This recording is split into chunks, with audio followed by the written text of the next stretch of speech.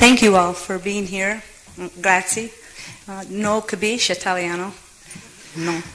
Grazie a tutti per essere qui, non parlo italiano.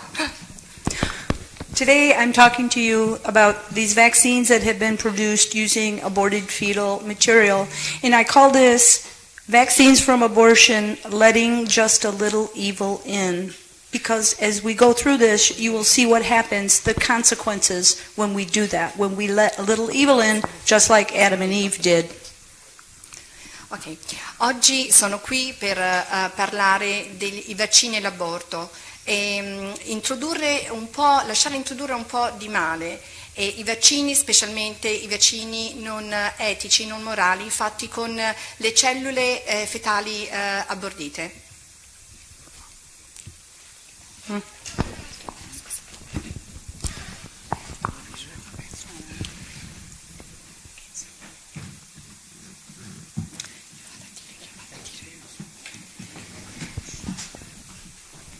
Had to turn it on.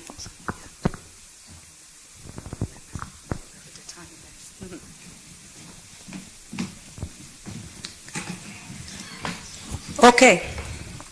You shall become like gods. From Genesis. This was the temptation of the devil to Adam and Eve. So, diventerete come Dio. Questa era la tentazione originale di Adamo ed Eva. This is going to take us back to the year 1909, over 100 years ago. Questo ci porterà indietro al 1909, 100 anni fa. There was a man by the name of Harry Laughlin. C'era un uomo di nome Harry Laughlin. He was appointed director of the Master Race Project. Era il direttore del progetto del Master Race Project della razza principale. Under this Master Race Project, the intent was to sterilize all people who they deemed to be unfit to breed, unwed mothers, homeless people, mentally handicapped. Allora, in questo progetto lui doveva eliminare tutte le persone che non pensassero fossero adeguate, come voleva sterilizzare i senza tetto, i disabili mentali, le madri non sposate, qualsiasi membro della società che loro ritenevano non addetto. He was founder of a eugenic center in Cold Springs Harbor, New York, where a number of these sterilizations were being performed.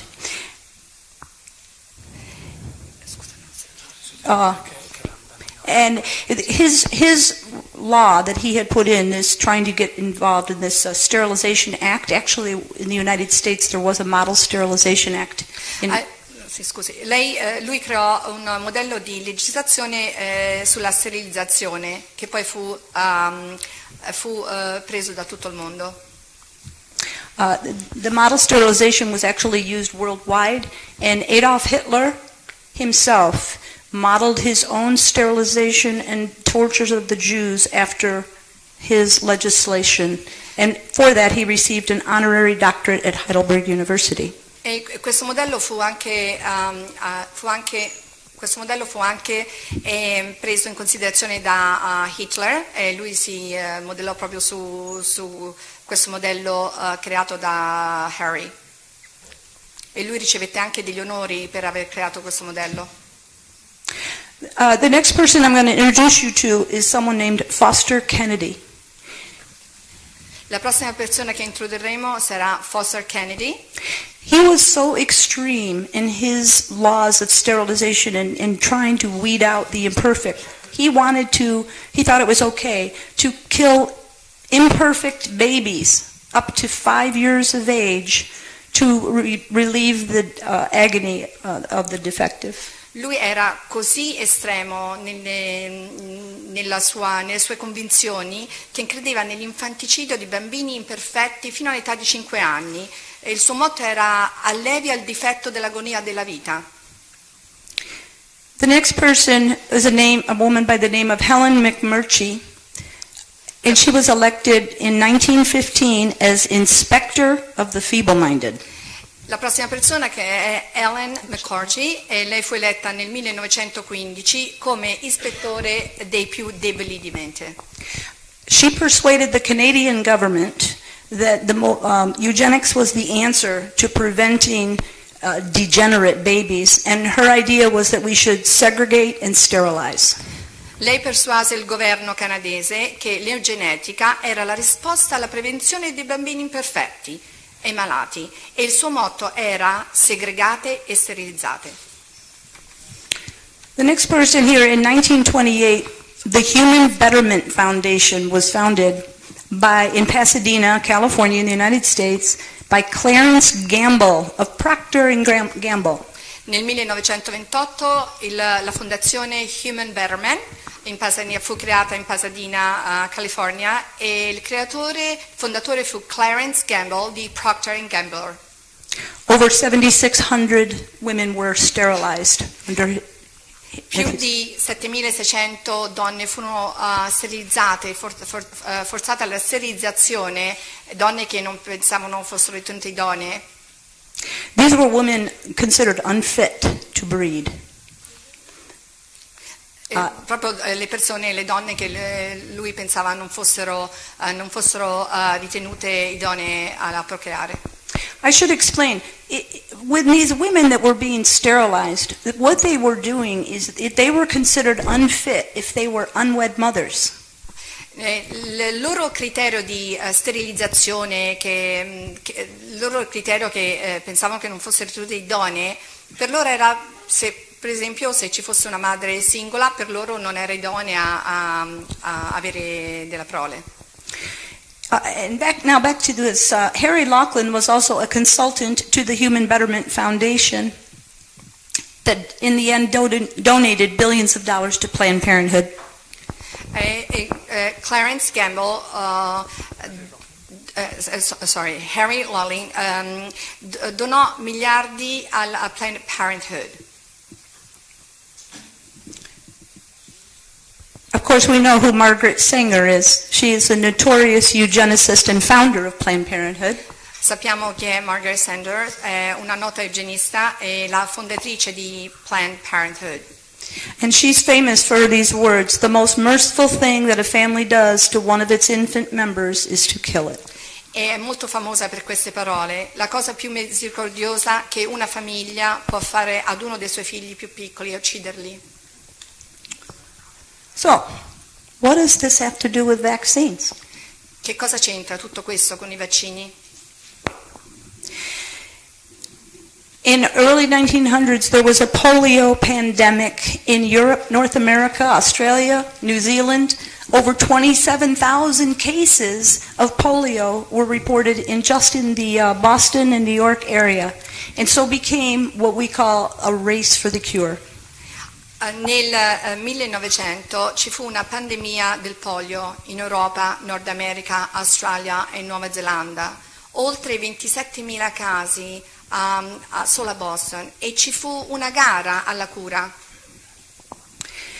As I was doing research, I read this document that was put out. This is by Albert Sabin from Experimental Biology in 1936. He said, a new approach was made by the use of 3 to 4 month-old human embryos obtained by abdominal hysterotomy for therapeutic indications. Mentre facevo le mie ricerche ho trovato uno scritto di Albert Sabin nel 1936 e leggo un pezzettino di questo. E lui disse: un nuovo approccio è stato fatto con l'uso di embrioni umani dai 3 ai 4 mesi, ottenuti dall'isterotomia addominale per indicazioni terapeutiche, cervello, polmoni, reni, fegato, le milze rimossi. I had never heard of abdominal hysterotomy. I did not know what this was, and so I looked it up. Lei non aveva mai sentito di questo termine, l'isterotomia addominale, quindi è andata a ricercarlo. And I read in the Journal of Obstetrics and Gynecology that it was abdominal hysterotomy is only done in rare situations, very rare, especially in early termination of pregnancy, unless there was some type of a problem where sterilization would be required also, or if the person had mental disease. Allora, e ha scoperto che l'isterotomia addominale era fatta solo in casi veramente gravi, in casi proprio di vita di morte della donna, These sterilizations were the abortions were being done, at the Bellevue Hospital, where the head of neurology was none other than Foster Kennedy. E queste isterotomie erano fatte all'ospedale a Bellevue, dove il capo era appunto Foster Kennedy. So we have sterilizations going on right next door at Cold Springs Harbor in New York, and abortions being done at Bellevue with Harry Laughlin involved. Quindi le sterilizzazioni erano state fatte a Bellevue, mentre l'isterotomia era fatta al Bellevue. The next article I read is from Dr. Enders Wells Robbins of the Journal of Immunology in 1949, and he wrote, embryos of 12 to 18 weeks, again, obtained by abdominal hysterotomy.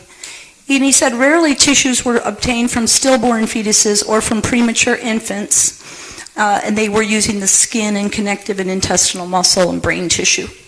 Il prossimo articolo che ho letto è del Dr. Enders, e cito, lui diceva embrioni dalla 12ª alla 18ª settimana ottenuti da isterotomia addominale.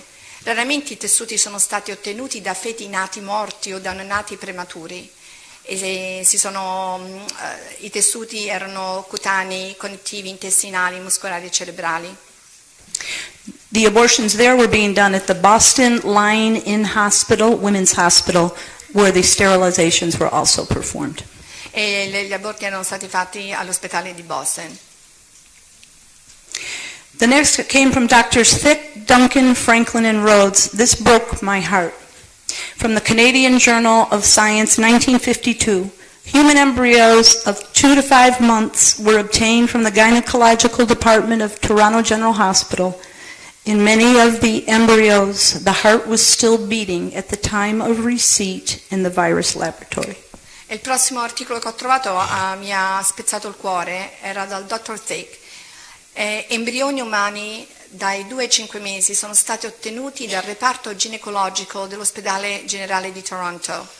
In molti degli embrioni il cuore ancora batteva al momento del ricevimento nel laboratorio del virus.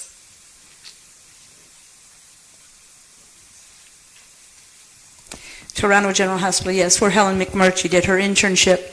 This was polio vaccine research, forced sterilizations, and forced abortions of these women. Had no say in it. E quindi questa ricerca sui vaccini di antipolio era sterilizzazione forzata, aborti forzati. Moving on to 1959 to 1964, there's a man by the name of Dr. Hilary Kaprowski. And he worked for Karolinska Institute before taking a job at S.E.R Institute, which is the research for the University of Philadelphia in Pennsylvania. Andando avanti, 1959-1964, una dottoressa Hilary Kaprowski. Okay. Under him was Dr. Leonard Hayflick, who also worked for S.E.R. And Dr. Kaprowski wanted to test his polio vaccine that he was developing using human tissue. E sotto di lei lavorava il dottore Leonardo Hayflick, che lavorava per l'istituto S.E.R. E lui voleva, uno dei compiti di questo giovane studente nel laboratorio di Stoccolma era quello di sezionare i feti umani da aborti legali e inviare all'istituto S.E.R.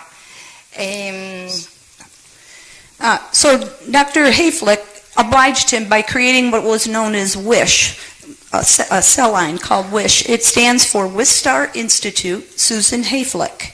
And this tissue sample came from his own daughter, placenta, a newborn baby. Nothing wrong with that. Il dottor Hayflick creò quello che si chiama S.E.R dall'istituto S.E.R e usò le cellule della placenta della sua stessa bambina. However, there was a problem. He needed more tissue to continue testing to see if he could get this to work. And so he went back to Dr. Kaprowski, who called on his old friends from Karolinska Institute, Dr. Svengard and Dr. Erling Norby. And these two doctors began shipping aborted babies from Sweden to the United States. C'era un problema che queste cellule non bastavano della sua stessa figlia, quindi lui chiamò i suoi amici all'Istituto Windstar e si fece mandare altre cellule dagli Stati Uniti, dalla Svezia, da Stoccolma. And Dr. Erling Norby wrote, quote, "One of my duties as a young student in the lab in Stockholm was to dissect human fetuses from legal abortions and send the organs to the Wistar Institute. Such material was the source of Leonard Hayflick's study of WI38 cells." E lui disse che uno dei suoi compiti di giovane studente era, nel laboratorio di Stoccolma, era proprio quello di sezionare i feti umani da aborti e inviarli all'istituto di Windstar. And I'll be talking more about WI38 in another slide. E noi parleremo più avanti delle cellule WI38.